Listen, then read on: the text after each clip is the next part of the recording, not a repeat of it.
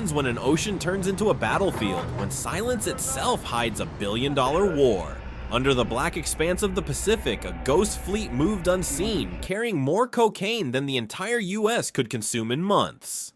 Radar flickered, drones whispered. Somewhere between Colombia's coast and the open horizon, the narco empire was on the move again, invisible, relentless, and determined to breach America's line of defense. For weeks, the US Coast Guard had traced rumors of a massive shipment leaving the Colombian Pacific. Each fragment of intercepted chatter pointed to something larger than routine smuggling, a floating fortress of narcotics bound for Los Angeles, Miami, and New York. Intelligence reports reviewed by Reuters and the BBC spoke of coordination between Colombia's Clan del Golfo and Mexico's Sinaloa cartel. Their combined fleet analysts warned could move nearly 10 tons of cocaine in one night. Inside Washington, President Donald Trump's national security team convened under emergency orders. The directive that followed was decisive Operation Pacific Viper, a full-spectrum counter-narcotics strike integrating naval assets, Coast Guard cutters, and Department of Homeland Security units into a single rapid response force. Homeland Security Secretary Kristi Noem called it the most aggressive maritime interdiction plan in decades. The mission was clear, find, intercept, and dismantle the cartel's floating empire before it reached US waters. At dawn, the cutter Hamilton sliced through the waves like a blade of steel. Its radar pulsed a heartbeat in the dark. Miles away, satellite feeds from Florida and the Pentagon merged into one live picture. According to Defense News, this was one of the first operations to fully integrate AI-driven maritime tracking capable of identifying heat anomalies from small craft invisible to traditional radar.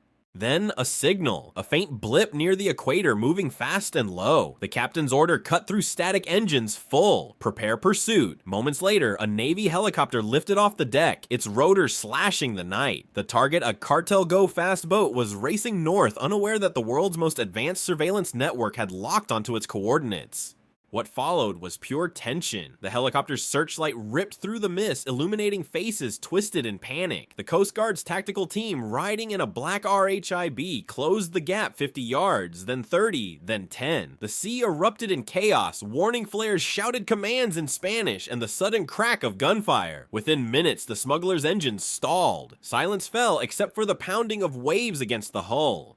When the boarding team stepped aboard, they found the smell of salt and fear, wooden crates stacked like coffins, each marked with a serpent insignia, the calling card of the Pacific syndicates. Inside, bricks of pure cocaine vacuum sealed and stamped for distribution in US cities. According to early field estimates reported by The Guardian, the seizure could exceed 25,000 kilograms, a record-breaking haul.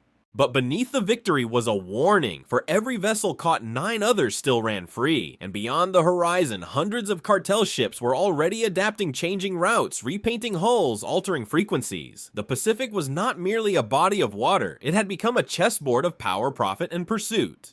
As dawn broke, the Hamilton's crew stared into the golden horizon, knowing this was only the beginning. Operation Pacific Viper had drawn first blood, but the enemy was not a nation. It was a network, invisible, global, and evolving faster than any navy on Earth. Could even America's might hold the line against an empire built on the sea? The Pacific wind howled against steel hulls as Washington's orders echoed across the fleet, proceed with the hunt. Operation Pacific Viper had begun in silence, but by the second night, the ocean itself seemed alive with motion. Drones orbited invisible targets. AI software parsed encrypted radio chatter. The United States was not chasing mere smugglers, it was engaging in a war of logistics. President Donald Trump, speaking from the White House Situation Room, called it a battle for the nation's bloodstream. According to Reuters, the president had personally authorized expanded maritime rules of engagement, granting the Coast Guard and Navy the authority to intercept and disable cartel assets within international waters if intelligence confirmed intent to traffic narcotics. "We will not wait for poison to reach our shores," he declared. "We will hunt it where it hides." At the heart of the operation, the cutter Hamilton stood as the flagship of a new doctrine's seamless fusion between technology and manpower. Defense News detailed how satellites originally designed for missile tracking were repurposed to scan the ocean for thermal signatures of small, fast-moving craft objects once invisible to radar. Each detection triggered an automatic alert to the Coast Guard Command Center in Alameda, where analysts cross-checked coordinates with intelligence from Colombia, Panama, and Mexico. When the next radar return appeared, two faint signals moving north in formation, the order was immediate: lock and pursue. The Hamilton accelerated to 28 knots. Helicopters launched from nearby destroyers, and drones fed live video to command monitors glowing in the darkness. What they saw resembled a scene from a modern war film: one vessel a narco go fast skimming the waves, and behind it a larger shadow, possibly a refueling mothership. According to an internal Jane's Defense Weekly analysis, cartels had begun experimenting with mobile sea depots, converting fishing trawlers and small freighters into floating supply hubs capable of refueling, rearming, and resupplying smaller smuggling craft. It was an adaptation borrowed directly from naval warfare. "They're learning faster than we can legislate," said Rear Admiral Scott Clendenin, commanding officer of Pacific Area Operations. As night fell, tension gripped every deck. The Hamilton's sonar detected a third anomaly, submerged metallic and moving slower than the others. A semi-submersible, known colloquially as a narco sub, it could carry up to 6 tons of cocaine and travel undetected for over 1,500 nautical miles.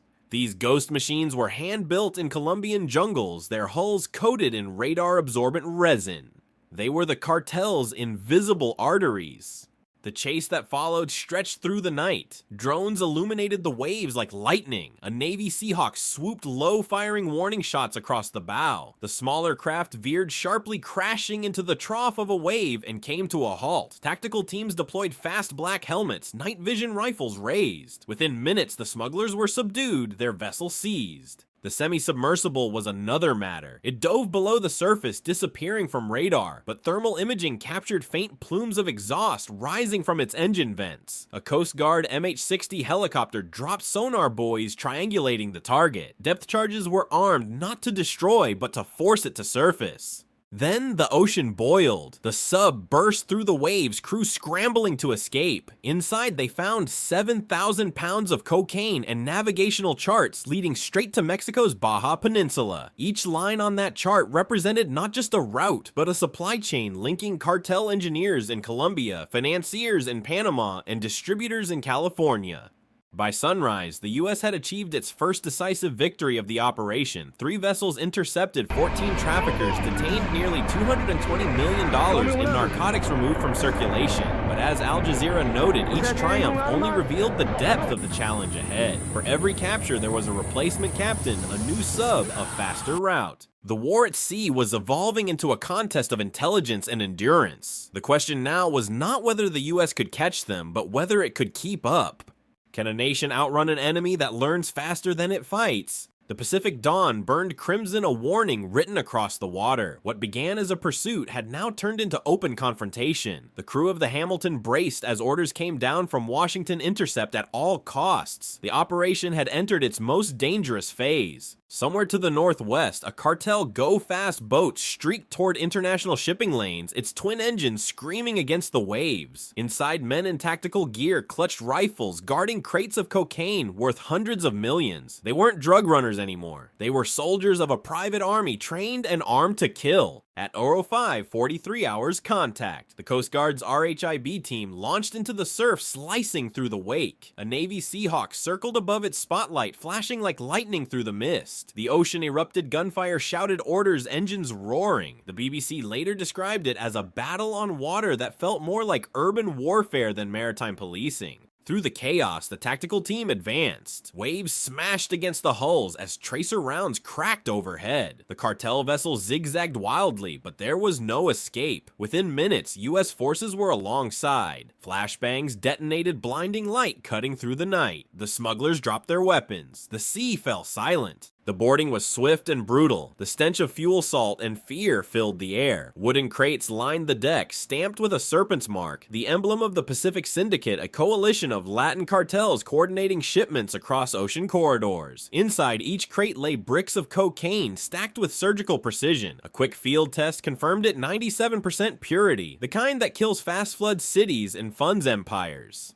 The Guardian reported that the seizure totaled nearly 35,000 pounds, a single haul worth over $300 million, but the money wasn't the most disturbing discovery. Hidden among the cargo was encrypted satellite equipment, custom-modified GPS trackers capable of sending live coordinates to cartel command centers in real time. Experts from Jane's Defense Weekly later confirmed the devices bore the same circuitry found in military-grade navigation systems. "This isn't street crime," said Spencer Corson, a threat management specialist consulting for DHS. "This is logistics warfare. These cartels operate with the structure, funding, and intelligence of multinational corporations." And he wasn't exaggerating. Intelligence from DW revealed that many of these groups now employ former naval engineers, cyber experts, and mercenaries from Eastern Europe to fortify their sea routes. The Pacific, once a smuggler's lane, had become an industrial supply chain fortified, encrypted, and globalized. As the Hamilton's crew secured the prisoners, a new signal appeared on the radar, another vessel larger, slower, and likely a mothership ferrying more contraband. The captain gave the command, engage and pursue. The fleet roared back into motion. Overhead, drones relayed every detail to the Pentagon, where analysts watched the chase unfold on live feeds. The confrontation was relentless. The freighter tried to shield itself among commercial vessels, switching transponder codes to mimic a civilian ship. But AI sensors aboard the destroyer Dawn Patriot detected the deception. Its engines were too powerful, its heat signature too clean. Within minutes, interceptors closed in.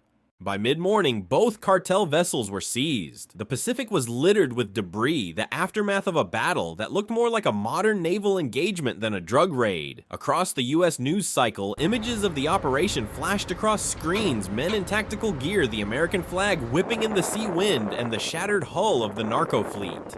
Homeland Security hailed the success as historic, yet behind the applause, analysts in Washington were uneasy. If the cartels could deploy semi-subs refueling ships and encrypted networks, what would they evolve into next? And if their reach could cross the Pacific, how long until it reached American soil itself? By the third week of Operation Pacific Viper, what began as a strike had evolved into an intelligence war. The Pacific no longer hid just smugglers, it hid data. Every intercepted vessel revealed more than drugs. It exposed blueprints of a transnational empire. Inside encrypted tablets seized from the cartel freighter digital maps linked ports from Tumaco to Mazatlan, from Guatemala to Long Beach. Each pin represented a hub of influence, logistics, laundering, and leverage. Reuters confirmed that these findings prompted an emergency summit at the U.S. Southern Command in Miami. There, under direct instruction from President Donald Trump, naval strategists and DHS officials redrew the digital combat map of the Pacific Drug Corridor. The new doctrine was clear: neutralize not only boats, but the infrastructure behind them. "We are not chasing shadows anymore," Homeland Security Secretary Kristi Noem declared. "We're dismantling their logistics backbone piece by piece." Analysts from Jane's Defense Weekly described what was uncovered as a maritime cartel industrial complex. Submersibles disguised freighters' shell companies, and coded signals linked through offshore satellites. It was the architecture of organized crime in its purest form, decentralized, scalable, and ruthlessly efficient. "They're not gangs," said security researcher Corson in an interview with DW. "They're corporations of crime. Their production is in Colombia, management in Panama, logistics in Mexico, and distribution in the US. They have HR, payroll, and cybersecurity divisions. This is globalization's dark mirror." While U.S. patrols hunted the remaining vessels, global intelligence networks began to respond. British analysts at The Guardian warned of rising cooperation between Latin cartels and Asian smuggling syndicates trading narcotics for precursor chemicals and weapons components. Meanwhile, Al Jazeera reported that Venezuelan military defectors were providing technical expertise in constructing new semi-submersibles, low-profile vessels capable of carrying over 8 tons of narcotics undetectable by conventional radar.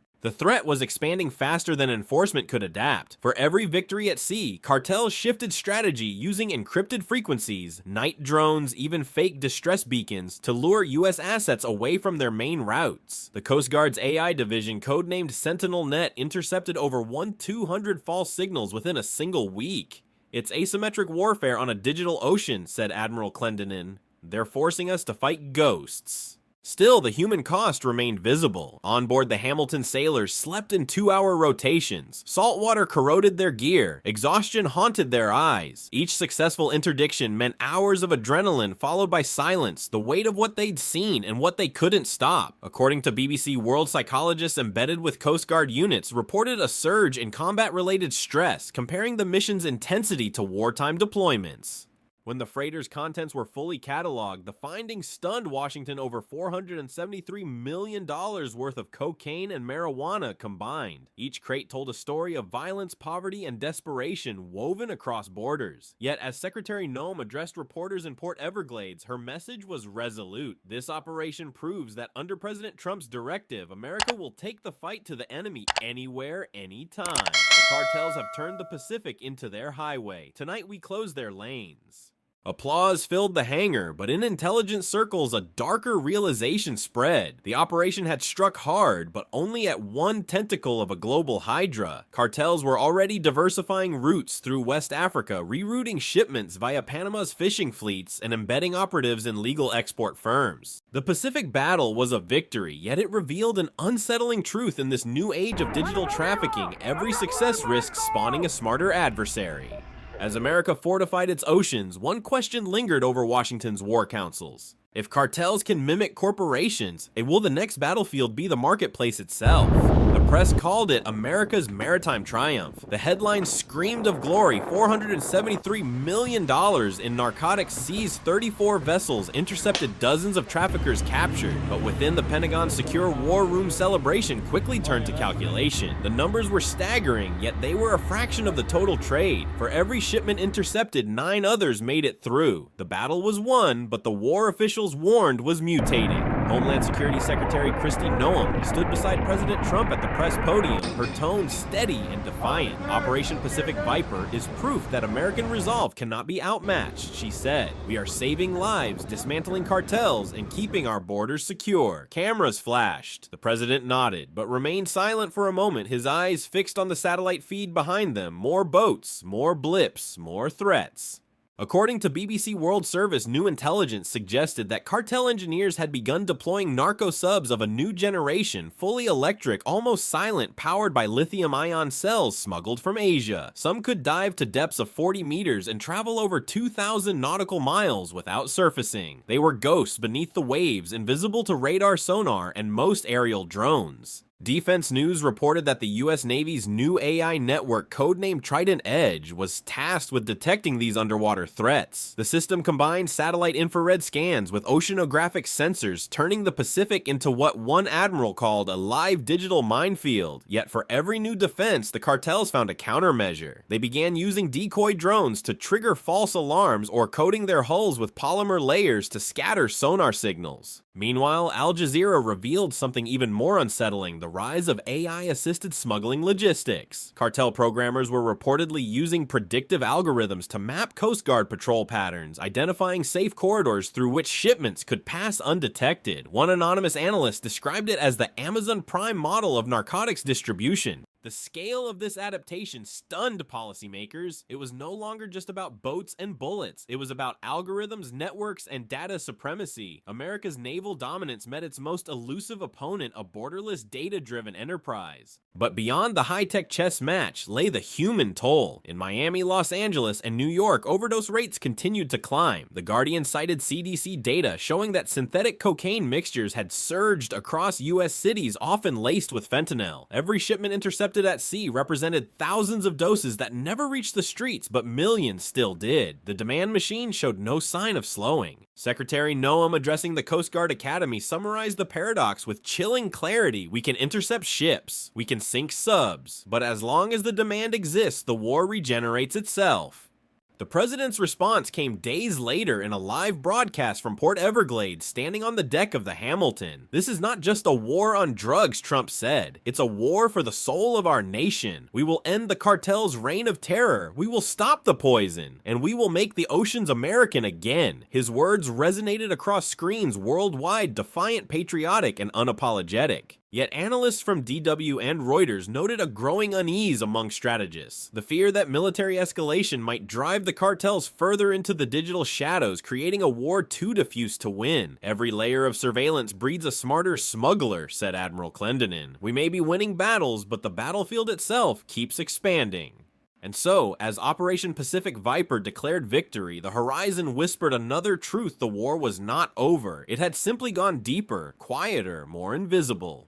Can America's armada of steel and algorithms conquer an enemy made of data, desperation, and profit? The sea was calm again, deceptively calm. The Hamilton glided across the Pacific, its deck gleaming under a rising sun. Around it stretched thousands of miles of blue emptiness. But beneath those waves, the remnants of a shadow war still stirred. Operation Pacific Viper had ended in triumph on paper, yet in the quiet that followed, the questions grew louder than the engines. For the crew, exhaustion clung like salt. 20-hour rotations, sleepless nights, and moments that blurred the line between law enforcement and combat. As one sailor told BBC World News, "We're not chasing criminals anymore. We're fighting ghosts." The men and women who patrolled those endless waters had seen the face of a modern enemy, not a man or a nation, but an ecosystem of power and profit spanning continents. Intelligence reports arriving in Washington painted a sobering picture. Reuters confirmed that cartel activity in the Eastern Pacific had temporarily fallen by 35%, but seizures along the Atlantic and Caribbean had simultaneously risen. The Hydra had grown a new head. Cartels were rerouting shipments through Africa, leveraging corrupt port officials and private vessels registered under shell companies in Europe and Asia. The war had gone global. Meanwhile, Defense News revealed a confidential DHS memorandum outlining Phase 2 of the Counter-Narcotics Directive expanding SentinelNet to cover all U.S. coastlines, integrating Navy sonar arrays with AI thermal sensors and predictive pattern analysis. The Pentagon called it the dawn of algorithmic deterrence, a future where computers would predict and intercept crime before it happened. Critics from The Guardian warned of a dangerous precedent: when surveillance becomes total, who defines safety and at what cost to freedom? Within the US, the political divide sharpened. Supporters of President Trump praised his decisive action, crediting the operation with saving thousands of American lives. But civil rights advocates questioned the growing militarization of law enforcement. Could the tools built to fight cartels one day be turned inward against American citizens? Al Jazeera highlighted protests in several coastal cities demanding oversight of new maritime surveillance laws. The same technology that hunted smugglers could track fishermen, refugees, or journalists at sea. Aboard the Hamilton, none of that mattered in the moment. The crew stood at attention as the stars and stripes fluttered in the wind, torn salt-stained but undefeated. They had faced storm's bullets and the unknown. They had crushed an empire of narcotics, if only for a moment. As Secretary Kristi Noem later wrote in her official statement, "Each operation, each seizure, each night at sea, it's a promise kept to every American family that the Coast Guard will guard the line where freedom meets the tide." But even amid victory, the truth was unrelenting. Intelligence analysts at DW estimated that Latin American production still exceeded 3,500 metric tons of cocaine per year. Every intercepted shipment was a drop in an ocean of demand. The real war, they argued, wasn't on the sea. It was in the hearts, economies, and politics of nations addicted to the trade. As the Hamilton's engines rumbled toward the horizon, the captain gazed west where sunlight melted into the Pacific. Behind him, pallets of seized cocaine sat stacked like monuments, symbols of both victory and futility. The battle had been won, but as long as greed fueled production and desperation drove supply, the war would never end. Somewhere across that same ocean, another crew loaded another vessel, another serpent emblem painted on its hull, another night waiting to be hunted. The question hung over the water, heavy and unresolved. If every victory only breeds a smarter enemy, how long can America fight a war it can never truly end? Operation Pacific Viper marked one of the largest maritime counter-narcotics campaigns in U.S. history under President Donald Trump's administration. Coordinated between the Coast Guard, Navy, and Department of Homeland Security, the mission intercepted over 100,000 pounds of narcotics worth nearly $500 million. Intelligence revealed a vast cartel network Navy part corporation that spanned from Colombia to the U.S. West Coast, employing submarines, drones, and AI-driven logistics. Despite major victories, analysts from Reuters, BBC, and Defense News warned that the cartels were adapting faster than ever. Their fleets evolved into digital ecosystems using predictive AI and advanced stealth technology. Experts cautioned that as America's surveillance expanded, so too did the risk to civil liberty, raising questions about the balance between freedom and security. In the end, the Pacific fell silent again, but not at peace. Operation Pacific Viper proved America could win battles at sea, yet the deeper war driven by global demand and corruption remained beyond the horizon.